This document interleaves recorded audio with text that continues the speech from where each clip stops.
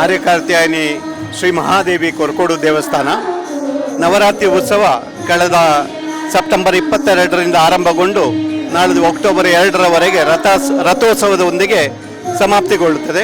ಅದರ ಮಧ್ಯದಲ್ಲಿ ಇಂದು ಒಂದು ಪವಿತ್ರ ಪುಣ್ಯ ದಿನ ತುಪ್ಪ ಸೇವೆ ಇವತ್ತಿಂದು ನಡೆಯಲಿರುವುದು ಶ್ರೀ ಕ್ಷೇತ್ರದಲ್ಲಿ. ಹಾಗೆ 5ನೇ ಪೂಜೆಗೆ ದೊಂದಿ ಸೇವೆ ಕೂಡ ಇದೆ. ಅದು ಬಿಟ್ಟು 30ನೇ ತಾರೀಕಿಗೆ ಅಂದರೆ 9ನೇ ದಿನ, ಈ ಬಾರಿ ನವರಾತ್ರಿ 11 ದಿನ ಬಂದ ಕಾರಣ ಯಾವಾಗಲೂ 8ನೇ ದಿನಕ್ಕೆ ಬರುವಂಥ ಅಷ್ಟಮಿ ದಿವಸ ಬರುವಂಥ ಬಟ್ಟಲು ಸೇವೆ ಇಂದು ನವಮಿ ಅಷ್ಟಮಿ ಒಂದು ದಿನ ಆಚೆ ಹೋದ ಕಾರಣ 9ನೇ ಪೂಜೆಗೆ ಬಟ್ಟಲು ಸೇವೆ.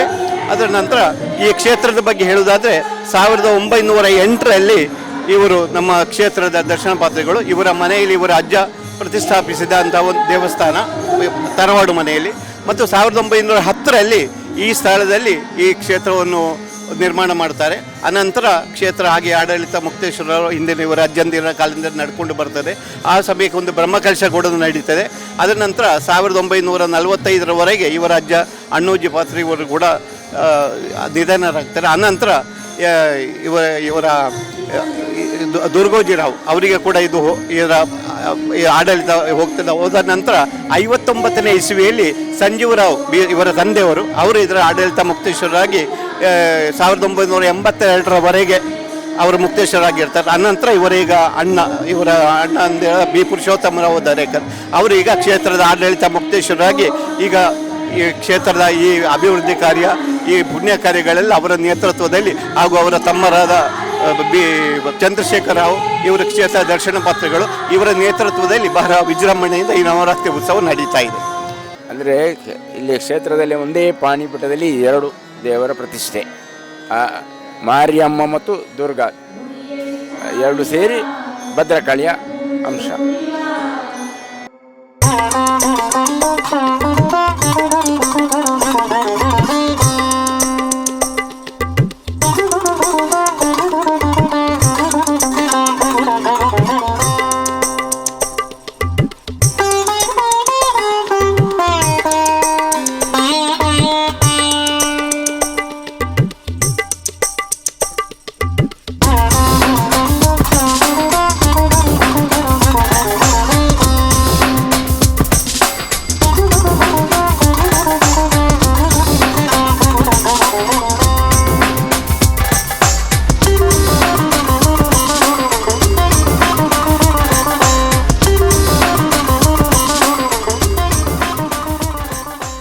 ಅತಿ ಪುರಾತನ ದೇವಸ್ಥಾನ, ಅದೇ ರೀತಿ ಪ್ರಸಿದ್ಧವಾದ ದೇವಿ ಕ್ಷೇತ್ರ ನಮ್ಮ ಈ ಕೊರಕೋಡು ಆರ್ಯಕಾರ್ತ್ಯಾಯನಿ ಶ್ರೀ ಮಹಾದೇವಿ ಕ್ಷೇತ್ರ.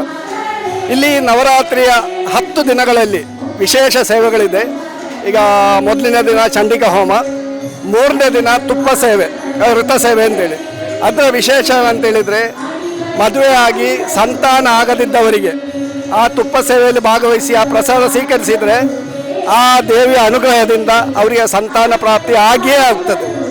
ಅದಕ್ಕೆ ಕಳಿಸಲ ಈಗ ಪ್ರಸಾದ ತೆಗೆದವರು ಈ ವರ್ಷ ಜೋಡಿ ಮಕ್ಕಳನ್ನು ಕರ್ಕೊಂಡು ಬಂದಿದ್ದಾರೆ. ಅದೇ ರೀತಿ 5ನೇ ದಿನ ದೊಂದಿ ಸೇವೆ, ಅಗ್ನಿ ಸೇವೆ ಅಂತೇಳಿ ಉಂಟು. ಮತ್ತು ದುರ್ಗಾಷ್ಟಮಿ ದಿನ ಬಟ್ಲ ಸೇವೆ. ಅದಂತೇಳಿದರೆ ನಮ್ಮ ಈ ಭಾಗದಲ್ಲಿರುವ ಪ್ರಸಿದ್ಧವಾದಂಥೊಂದು ಸುತ್ತಮುತ್ತಲ್ಲಿ ಎಲ್ಲ ನಡೀತಿದ್ರು. ಇಲ್ಲಿ ಕೊರಕೋಡಿನ ಬಟ್ಲ ಸೇವೆ ಅಂತೇಳಿದರೆ ಘಟ್ಟದಿಂದ, ಕೊಡಗಿಂದ, ಸುಳ್ಯ ಆ ಭಾಗದಿಂದ, ದಕ್ಷಿಣ ಕರ್ನಾಟಕದಿಂದ ಸಾವಿರಾರು ಭಕ್ತಾದಿಗಳು ಬಂದು ಆ ಮಂಗಳ ಸ್ನಾನ ಮಾಡಿ ಹೋಗ್ತಾರೆ. ಜೊತೆಯಲ್ಲಿ ಈ ಭಾಗದಲ್ಲಿ ಕಾಣದಿದ್ದಂಥ ಒಂದು ವಿಶೇಷ ಪ್ರಸಾದ, ಮುತ್ತೈದ ಪ್ರಸಾದ, ಸುಮಂಗಲಿಗಳಾದಂಥ ಮಾತೆಯವರಿಗೆ ಒಂದು ವಿಶೇಷ ಪ್ರಸಾದ, ಹೂ ಪ್ರಸಾದ ಇಲ್ಲಿಯ ಬೆಳಗ್ಗೆ ಮಂಗಳ ಸ್ನಾನ ಕಳೆದ ಕೂಡಲೇ ದೀಪಾರಾಧನೆಯೊಂದಿಗೆ ಕೊಡ್ತದೆ. ಅದು ಇಲ್ಲಿ ಹತ್ರದಲ್ಲಿ ಎಲ್ಲಿಯೂ ಇಲ್ಲದಿದ್ದಂಥ ಒಂದು ವಿಶೇಷ ಸೇವೆ. ಅದೇ ರೀತಿ ನಮ್ಮ ದಕ್ಷಿಣ ಕನ್ನಡ ಮಂಗಳೂರು ಕಳೆದ್ರೆ ಪ್ರಸಿದ್ಧವಾದ ಈ ಕೊರಕೋಡು ದೇವಸ್ಥಾನದಲ್ಲಿ ಅದು ರಥೋತ್ಸವ ನಡೆಯುವಂಥ ಒಂದು ದೇವಸ್ಥಾನ ಅಂತ ಹೇಳಿದರೆ ನಮಗೆ ತಿಳಿದ ಮಟ್ಟಲ್ಲಿ ಈ ಕೊರಕೋಡು ಆರ್ಯಕಾರ್ತ್ಯಾಯನಿ ಶ್ರೀ ಮಹಾದೇವಿ ಕ್ಷೇತ್ರ. ವಿಜಯದಶಮಿ ದಿನ ಸಂಜೆ ಒಂದು 7-8 ಸಮಯದಲ್ಲಿ ನಮ್ಮ ಈ ರಥ ಇಲ್ಲಿ ಇದಾಗಿ ನಮ್ಮ ಈ ನವರಾತ್ರಿ ಮಹೋತ್ಸವಕ್ಕೆ ಸಮಾಪ್ತಿ ಆಗೋದು ಆ ರಥೋತ್ಸವದಿಂದಾಗಿ. ಅದಕ್ಕೂ ಸಾವಿರಾರು ಗಟ್ಟಲು ಭಕ್ತ ಜನ ಬಂದು, ಮತ್ತು ಅದರೊಟ್ಟಿಗೆ ಸುಮಾರು ಒಂದು 50 ವರ್ಷದ ಮೇಲೆ ಆಯಿತು ಇಲ್ಲಿಯ ಯುವಕರು ಎಲ್ಲರೂ ಸೇರಿ ಒಂದು ಛದ್ಮವೇಷ ಸ್ಪರ್ಧೆ, ಪ್ರಸಿದ್ಧವಾದ ಛದ್ಮವೇಷ ಸ್ಪರ್ಧೆ.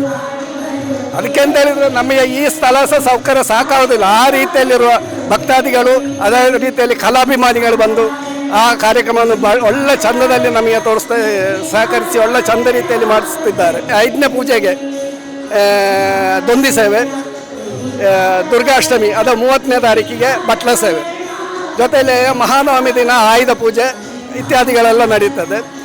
ದಶಮಿ ದಿನ ರಥೋತ್ಸವ. ಈ ನವರಾತ್ರಿ ಮಹೋತ್ಸವದ ಪರವಾಗಿ ನಡೆಯುವಂಥ ವಿಶೇಷ ಕಾರ್ಯಕ್ರಮ ಅಂತ ಹೇಳಿದರೆ ಈ ಕಾರ್ಯಕ್ರಮ. ಮತ್ತು ನಮ್ಮ ಪ್ರತಿಷ್ಠಾ ಬ್ರಹ್ಮಕಲಶ ವಾರ್ಷಿಕೋತ್ಸವ ನಡೆಯುವುದು ಮೇ ತಿಂಗಳಲ್ಲಿ, ಮೇ 8ನೇ ತಾರೀಕಿಗೆ, ಪ್ರತಿ ವರ್ಷ ಮೇ 8ನೇ ತಾರೀಕಿಗೆ ನಮಗೆ ಪ್ರತಿಷ್ಠಾ ವಾರ್ಷಿಕೋತ್ಸವ ಇಲ್ಲಿ ನಡೆಯುತ್ತದೆ.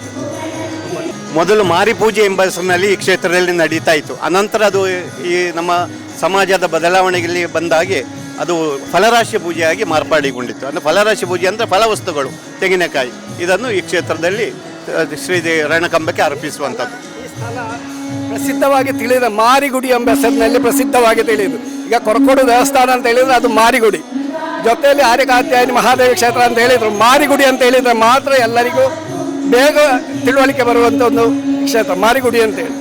ಆ ಮಾರಿ ಎಲ್ಲ ನಮ್ಮ ಹಳೆ ಕಾಲದಲ್ಲಿ ಮಾರಿ ಅಂತೆಲ್ಲ ಇದು ಚಿಕನ್ ಬಾಕ್ಸ್ ಅಂತ ಎಲ್ಲ ಬಂದರೆ ಇಲ್ಲಿ ಬಂದು ಪ್ರಾರ್ಥನೆ ಮಾಡಿ ತೀರ್ಥ ತೆಗಿಬೇಕು, ಕಲಶ ಸ್ನಾನ ಮಾಡಬೇಕಾಗಿ ಬರ್ತದೆ. ಅದು ಕಂಪ್ಲೀಟ್ ನಮ್ಮ ಶರೀರದಿಂದ ಹೋಗಬೇಕಾದ್ರೆ ಆ ಒಂದು ಸೇವೆ ಇಲ್ಲಿ ಉಂಟು. ಮೂಲ ಸ್ಥಾನ ಅಂತ ಹೇಳಿದ್ರೆ ತರವಾಡು ಮನೆಯಲ್ಲಿ ಅವರು ಅವತ್ತು ಬಂದಾಗ ಅಲ್ಲಿ ಫಸ್ಟಿಗೆ ದೇವರನ್ನು ಕೂರಿಸಿ, ಆಮೇಲೆ ನಮಗೆ ಇಲ್ಲಿ ದೇವಸ್ಥಾನ ಕಟ್ಟಿ ಆಮೇಲೆ ಇಲ್ಲಿ ಪ್ರತಿಷ್ಠೆ ಆಗ್ತದೆ. ಅಲ್ಲಿಗ ಅವರ ಭಂಡಾರ ಮನೆ ಅಂತೇಳಿ ಇದು ಮಾಡ್ತಾರೆ.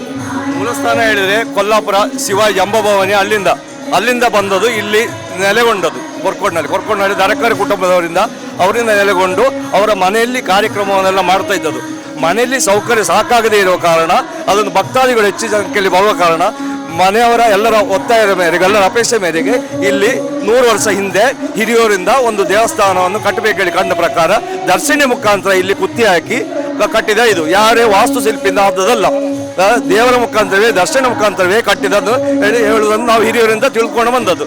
ಆದ ಕಾರಣ ಇಲ್ಲಿ ಒಳಗೆ ಇರುವಂಥದ್ದು ಒಂದೇ ಇದರಲ್ಲಿ ಯಾವುದು ಪಾಣಿಪೇಟದಲ್ಲಿ 2 ವಿಗ್ರಹ, ಭದ್ರಕಾಳಿ ಹಾಗೂ ದುರ್ಗಿ 2 ವಿಗ್ರಹ. ಈಗ ಕಾಣುವಾಗ ಅಲಂಕಾರ ಆದಾಗ ಕಾಣುದು ದೇವಿಯ ಎದುರು ಭದ್ರಕಾಳಿ ಮಾತ್ರ ಕಾಣುದು, ದೇವಿ ಮಾತ್ರ ಕಾಣುದು. ಹಿಂದೆ ದುರ್ಗಿಯ ಇದಿದೆ. ಬೇರೆ ಟೈಮಿಗೆ ಬಂದಾಗ 2 ವಿಗ್ರಹ ಕಾಣ್ತದೆ.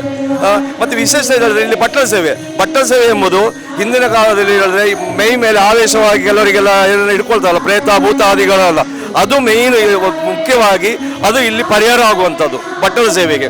ಅದು ಹಿಂದಿನ ಕಾಲದಲ್ಲಿ ಇದ್ದದ್ದು. ಈಗ ಅಂಥದ್ದು ಸ್ವಲ್ಪ ಎಲ್ಲ ಕಮ್ಮಿ ಆಗಿದೆ, ಆದರೂ ಅದರ ಪರಿಹಾರ ಇರುವುದು ಇಲ್ಲಿ. ಮತ್ತು ನೀವು ಇದು ಇಲ್ಲಿ ವಿಶೇಷ ವ್ರತ ಸೇವೆಗೆ ತುಪ್ಪ ಸೇವೆ, ಅದರಲ್ಲಿ ಮಕ್ಕಳಾಗದಿದ್ದವರಿಗೆ ಸಂತಾಜಿ ಪಲಾವ್ ಅದು ಇದೆ. ಮತ್ತು ಅದು ಅಲ್ಲದೆ ಬೇರೆ ಚಿಕನ್ ಬಾಕ್ಸ್ ಆದವರಿಗೆ ಅದಕ್ಕೆ ಸಹ, ಮತ್ತು ಮನೆಗೆ ತಡೆ ಹೇಳಿದ್ರೆ ಮನೆಗೆ ಅಂತ ದೋಷಗಳಿದ್ದರೆ ಅದಕ್ಕೆ ಬೇಕಾದ ಗೃಹ ರಕ್ಷಾ ಫಲ ಸಹ ಕೊಡಲಿದೆ. ಮತ್ತು ನಿಮಗೆ ಕೆಲವು ಈಗ ಪೀಡ್ಸು ಇದೆಲ್ಲ ಉಂಟಲ್ಲ, ಅದಕ್ಕೆ ಬೇಕಾದ ಪರಿಹಾರವೂ ಇಲ್ಲಿದೆ. ಅದಕ್ಕೆಲ್ಲ ಮುಂಚಿತವಾಗಿ ಬಂದು ತಿಳಿಸಬೇಕು. ಅದು ಆಯಾ ದಿವಸಕ್ಕೆ ಬಂದರೆ ಆಗುವುದಿಲ್ಲ. ಈ ಪಟ್ಟಲ ಸೇವೆ ಹೇಳಿದ್ರೆ ನವರಾತ್ರಿ ದಿವಸ 10 ದಿವಸದಲ್ಲಿ ಬಂದರೆ ಆಗುವುದಿಲ್ಲ. ಅದಕ್ಕಿಂತ ಮುಂಚಿನ ತಿಂಗಳು, ಅದರಲ್ಲಿ ಮುಂಚೆ ತಿಂಗಳು ಒಂದು ಪೂಜೆ ಇದೆಯಲ್ಲ, ಆ ಪೂಜೆ ಸಂಕ್ರಮಣಗಳದ್ದು ಮಂಗಳವಾರ ಬರುವಂಥ ಪೂಜೆ, ಆ ಪೂಜೆಗೆಲ್ಲ ಬಂದು ಅದರ ಬೇಕಾದ ವ್ಯವಸ್ಥೆ ಎಲ್ಲ ಮಾಡಿ ಹೋದಲ್ಲಿ ಈ ನವರಾತ್ರಿ ಸಮಯದಲ್ಲಿ 10 ದಿವಸದಲ್ಲಿ ಎಲ್ಲದಕ್ಕೂ ಪರಿಹಾರ ಇಲ್ಲಿದೆ. ಯಾವುದೇ ರೀತಿಯಲ್ಲೂ ಯಾರಿಂದಲೂ ಹಣ ಸಂಗ್ರಹಣೆ ಎಂಬುದು ಇಲ್ಲ ಇಲ್ಲಿ. ನೀವು ಕೊಟ್ಟದ್ದು, ಭಕ್ತಾದಿಗಳು ಕೊಟ್ಟದನ್ನು ಮಾತ್ರ ಸ್ವೀಕರಿಸೋದು. ಹೇಳಿದ್ರೆ ಬಂದು ಹೇಳ್ತಾರೆ ಕೊರ್ಕೋಡಿಂದ ಬಂದಿದ್ದೇವೆ ಹಣ ಕೊಡಿ, ಎಲ್ಲಿಂದ ಇಲ್ಲ, ಬರ್ತೇವೆ, ಇಲ್ಲ ಹೇಳಲಿಲ್ಲ. ನಾವು ಬ್ರಹ್ಮಕಲಶ ಸಮಯದಲ್ಲಿ 12-15 ವರ್ಷಕ್ಕೊಮ್ಮೆ ಹೇಳಿದ್ರೆ ತುಂಬ ದೊಡ್ಡ ಇದು ಕೆಲಸ ಆಗೋ ಕಾರಣ ಬಂದು ಅದು ಇಲ್ಲಿಗೆ ಬರುವಂಥ ಭಕ್ತಾದಿಗಳಲ್ಲಿ ಮಾತ್ರ ಕೇಳಿದವಲ್ಲದೆ ಬೇರೆ ಹೊರಗಿನ ಹೊರತು ಯಾರ ಹತ್ರ ಕೇಳುವುದಿಲ್ಲ, ಈಗಲೂ ಕೇಳುವುದಿಲ್ಲ. ಇಲ್ಲಿ ಬಂದ ಹೊರತು ಯಾರ ಹತ್ರ ನಾವು ಹಣ ಕೇಳಿ ಹೇಳುವುದಿಲ್ಲ, ಯಾರಾದರೂ ಕೇಳುವುದಿಲ್ಲ. ಅವರು ಕೊಟ್ಟ ಹಣವನ್ನು ಕೊಡ್ತಾ ಇದ್ದೇವೆ. ಭಕ್ತಿಪೂರ್ವಕವಾಗಿ ಕೊಟ್ಟದನ್ನು ಸ್ವೀಕರಿಸಿದ ಹೊರತು ಯಾವ ರೀತಿಯೆಂದು ಯಾರ ಹತ್ರಲೂ ನಾವು ಡೊನೇಷನ್ ಆಗಿ ಕೇಳ್ತಾ ಇಲ್ಲ. ಇದು ಇಲ್ಲಿ ಪ್ರಾಮುಖ್ಯವಾಗಿರೋದು. ಆದ ಕಾರಣ ಹೆಮ್ಮೆಯಿಂದ ನಮಗೆ ಹೇಳಲಿಕ್ಕಾಗ್ತದೆ.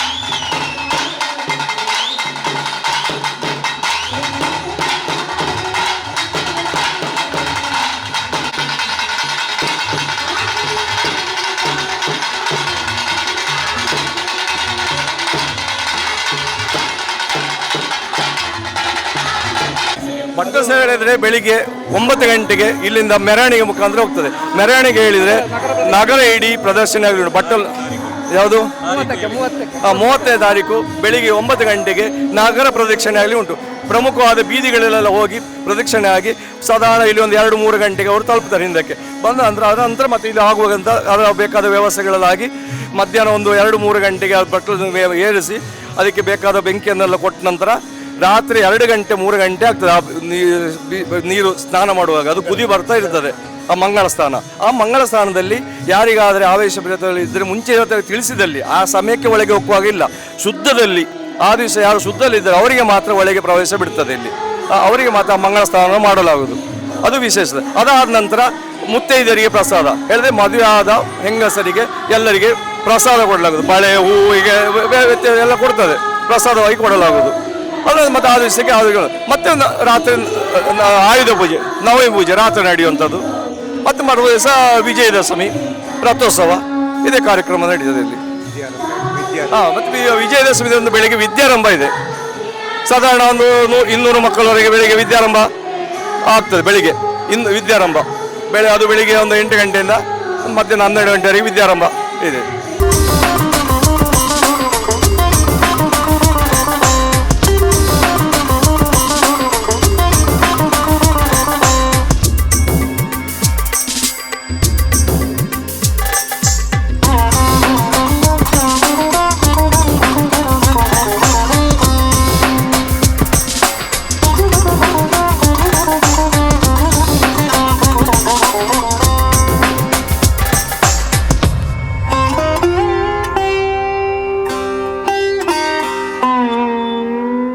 ಅದೇ ನವರಾತ್ರಿ ಸಮಯದಲ್ಲಿ ನಾವು ಬೆಳಗ್ಗೆ ರಾತ್ರಿ ಅನ್ನಪ್ರಸಾದ ಉಂಟು. ಅನ್ನದಾನಕ್ಕೆ ಸುಮಾರು ಒಂದು 10,000ದ ಮೇಲೆ. ಅದರಲ್ಲಿ ವಿಶೇಷ ಅಂತ ಹೇಳಿದರೆ ಈಗ ನಮಗೆ ನವಮಿ ದಿನ ನಾವೊಂದು 11 ಗಂಟೆಗೆ ಅನ್ನಪ್ರಸಾದ ವಿತರಣೆ ಪ್ರಾರಂಭವಾದರೆ ಸುಮಾರು ಒಂದು 5 ಗಂಟೆವರೆಗೆ ಸುಮಾರು ಒಂದು 15-25 ಸಾವಿರದವರೆಗೆ ಭಕ್ತಾದಿಗಳಲ್ಲಿ ಪ್ರಸಾದ ಸ್ವೀಕರಿಸಿ ಹೋಗ್ತಾರೆ.